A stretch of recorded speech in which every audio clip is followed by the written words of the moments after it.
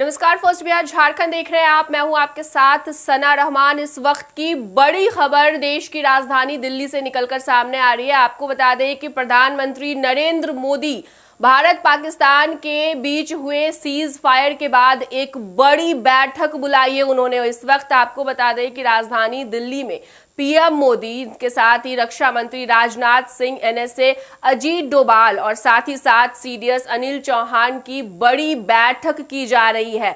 बीती शाम शनिवार को भारत और पाकिस्तान के बीच जो तनाव है वो कम होता दिखा, क्योंकि सीज फायर की बात निकलकर सामने आई।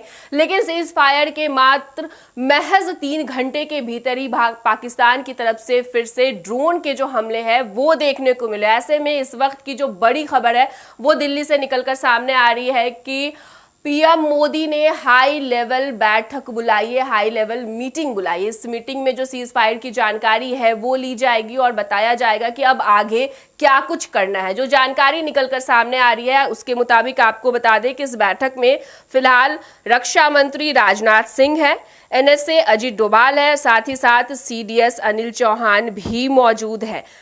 दरअसल आपको बता दें कि पहलगाम हमले के बाद दोनों देशों के बीच जिस तरीके से तनाव बढ़ रहा था और शनिवार की शाम खत्म हो गया, लगभग शाम 5 बजे दोनों देशों की तरफ से सीज फायर का ऐलान भी कर दिया गया। अमेरिका के राष्ट्रपति ने दोनों देशों के बीच सीज फायर का ऐलान किया था। अमेरिका के विदेश मंत्री मार्को रूबियो ने भी अमेरिका की मध्यस्थता वाला संघर्ष विराम बताया था। हालांकि पाकिस्तानी सेना की तरफ से देर रात सीज फायर का उल्लंघन किया गया और दोनों देशों की तरफ से सीज फायर का ऐलान करने के बाद भी पाकिस्तानी सेना ने भारतीय सीमावर्ती क्षेत्र में जिस तरीके से ड्रोन से फिर से हमला करना शुरू कर दिया, उसके बाद इस वक्त पीएम मोदी अब तमाम चीजों का जायजा लेते हुए नजर आ रहे हैं। एक अहम बैठक उन्होंने बुलाई है और इस बैठक में मौजूद अधिकारी पीएम मोदी को जो ताजा हालिया हालात है उसकी जानकारी देंगे और उसके बाद देखा जाएगा कि अब आगे क्या कुछ करना है। जिस तरीके से युद्ध विराम और तनाव कम करने के बाद भी पाकिस्तान की हरकत जो है वो कम नहीं हो रही है, अपनी हरकतों से वो बाज नहीं आ रहा है। अमेरिका के मध्यस्थता में होने वाले सीज फायर यानी कि समझौते के बाद भी पाकिस्तान ने अब फिर से हमले करने शुरू कर दिए। और आपको बता दें कि बीती शाम ही भारत ने भी ये बहुत ही स्पष्ट कर दिया था कि अब अगर पाकिस्तान की तरफ से किसी भी तरह का हमला किया जाता है तो इससे एक युद्ध का ऐलान माना जाएगा, यानी कि भारत भी पूरी तरीके से तैयार बैठा हुआ है। ऐसे में अब मौजूदा हालात क्या कुछ हैं, आगे क्या कुछ किस तरीके से रणनीति बनानी है और क्या करना है, रक्षा मंत्री के साथ सीडीएस अनिल चौहान भी मौजूद है। पीएम मोदी तमाम चीजों का जायजा ले रहे हैं और देखने वाली बात ये होती है कि अब क्या कुछ निकलकर सामने आता है, भारत की तरफ से पाकिस्तान को किस तरीके से जवाब दिया जाएगा। फिलहाल इस खबर में इतना ही। तमाम बड़ी खबर, तमाम बड़े अपडेट्स हम आप तक पहुंचाते रहेंगे। शुक्रिया। पैनोरमा ग्रुप, जो सोचता है वो करता है।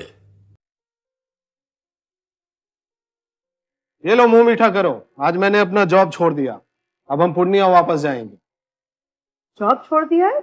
मतलब ये घर कैसे चलेगा? हम करेंगे क्या? और माँ बाबूजी क्या बोलेंगे? इसलिए मैं एक और मिठाई का डब्बा लाया। अपने बिजनेस के लिए लोन अप्रूव हो गया। अरे लोन अप्रूव हो गया वो तो ठीक है, लेकिन पूर्णिया में हम रहेंगे कहाँ? अपना घर भी तो नहीं है वहां। इसलिए तो एक और मिठाई का डब्बा अलग से लाया हूं। हमने पूर्णिया में घर ले लिया है, पूर्णिया के ई होम्स पैनोरमा में। पूर्णिया में पैनोरमा ग्रुप लेकर आए हैं ई होम्स पैनोरमा। बड़ा घर, आलीशान जिंदगी और अत्याधुनिक सुविधाओं के संग। अरे अरे, अब क्यों मुंह मीठा करवा रही हो? क्योंकि हम घर वापसी जो कर रहे हैं। घर वापसी की खुशी पूर्णिया में ई होम्स पैनोरमा के संग। E Homes Panorama, luxurious lifestyle redefined.